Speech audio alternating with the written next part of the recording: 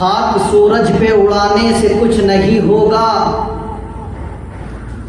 ہاتھ سورج پہ اڑانے سے کچھ نہیں ہوگا، جھوٹ کا ڈھول بجانے سے کچھ نہیں ہوگا،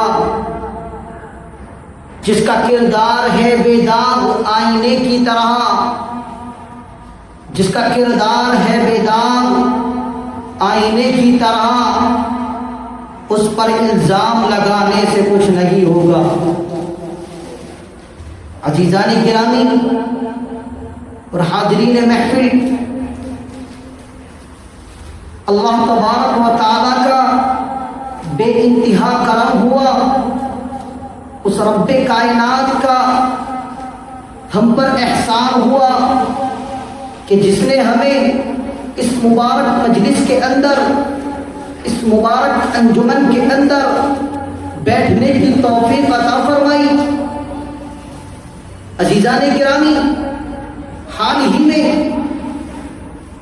ایک پنڈت جس کا نام یتی نرسنگانند سرسوتی ہے، وہ آقائے نامدار سرکار دو عالم صلی اللہ علیہ وسلم کی شان میں گستاخی کرتا ہے اور یوں بھونکتا ہے کہ نعوذ باللہ، اللہ کے نبی صلی اللہ علیہ وسلم جب اس دنیا کے اندر تشریف لائے تو ان کے آنے کے بعد نعوذ باللہ عورتوں کی عزتوں کو پامال کیا گیا۔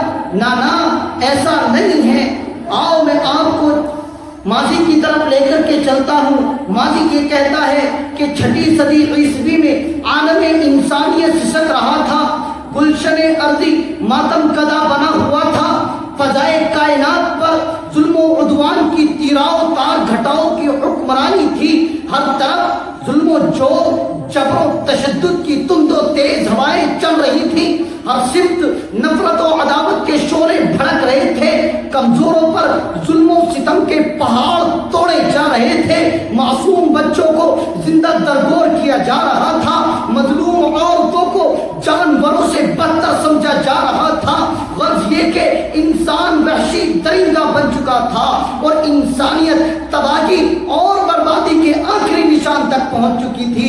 لیکن اچانک رحمت خداوندی جوش میں آئی اور عرب کے تپتے ہوئے صحرا میں اس نبی امی کا ظہور ہوا جو سارے جہاں کا درد اپنے دل میں سمیٹے ہوئے تھا، جو خنجر چلے کسی پہ تڑپتے ہیں ہم امیر کا حقیقی مصداق تھا، جو انسانیت کا غمخوار، جو مظلوموں کا مددگار، جو بے سہاروں کا سہارا، جو یتیموں کا والی، غلاموں کا مولا تھا۔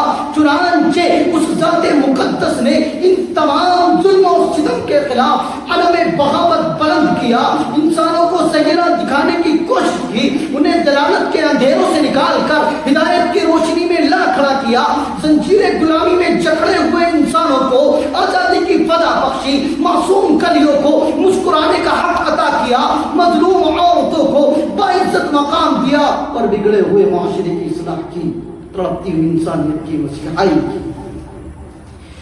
ایسی عظیم ہستی، ایسی مقدس ہستی، ایسی بابرکت ہستی، ایسی پاکیزہ ہستی تو اس قابل تھی کہ اسے سینے سے لگایا جاتا، اسے پلکوں میں بٹھایا جاتا، اس کے مقدس پیغام کو سمجھا جاتا، اس کی بے چینی اور تڑپ کو محسوس کیا جاتا، مگر افسوس سر افسوس، یہ خود غرض دنیا، انسانیت کی دشمن دنیا، ظلمت کی پرستار دنیا، وحشت و بربریت کی ماری ہوئی دنیا کیوں کر برداشت کر سکتی تھی؟ اسے کیوں صبر و شکیبائی حاصل ہو سکتی تھی؟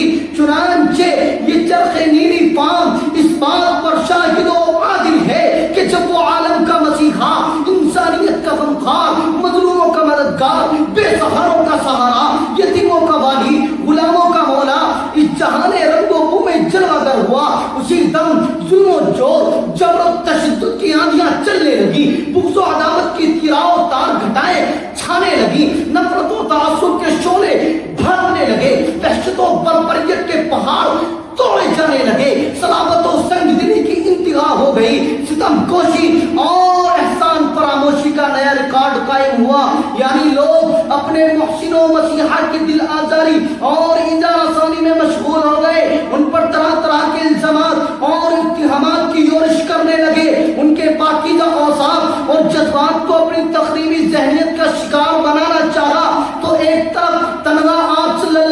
علیہ وسلم کی ذات اقدس تھی تو دوسری طرف سارے شیطانی چہرے اور طاغوتی لشکر تھے.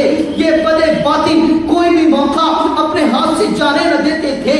ہمادم ان کی یہی کوشش اور خواہش رہتی تھی کہ کس طرح آقا مدنی سرکار دو عالم صلی اللہ علیہ وسلم کو پریشان کیا جائے اور کس طرح حضور صلی اللہ علیہ وسلم کو نقصان پہنچایا جائے.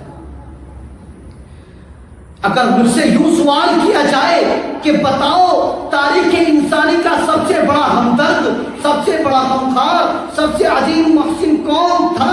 کس کے سینے میں سارے جہاں کا درد بھرا ہوا تھا؟ کس نے انسانیت کو حیات نو بخشی تھی؟ تو میں کہوں گا وہ تیرے اور میرے آقا تاجدار مدینہ خاتم الانبیاء احمد مجتبی محمد مصطفیٰ صلی اللہ علیہ وسلم کی ذات گرامی ہے. اور اگر مجھ سے یوں سوال کیا جائے کہ بتاؤ تاریخ ظلم و جور کا سب سے زیادہ ستم زدہ، سب سے زیادہ مظلوم، سب سے زیادہ مغلوب کون تھا؟ کس کو سب سے زیادہ اذیتیں پہنچائی گئیں؟ کس کو سب سے زیادہ تکلیفیں برداشت کرنی پڑی؟ تو میں کہوں گا وہ محسن اعظم فخر دو عالم صلی اللہ علیہ وسلم ہے، کیونکہ ہمارے پاس اس کے شواہد و دلائل موجود ہیں. نعرہ تکبیر، اللہ اکبر. عزیزان گرامی، ایک شاعر سوالیہ الفاظ میں کہتا ہے کہ بتاؤ انقلاب دہر کا روح رواں وہ کون تھا؟ باعث تخلیق ہستی کن فکا وہ کون تھا؟ وہ کہ نازا جس پہ تھا خود خالق عرش عظیم، ایسا کامل اس جہاں میں اے جماں وہ کون تھا؟ بتاؤ خاموش کیوں ہو اس خدا نصیب اور حرمہ زدہ دنیا کو حیات تازہ کس نے بخشی؟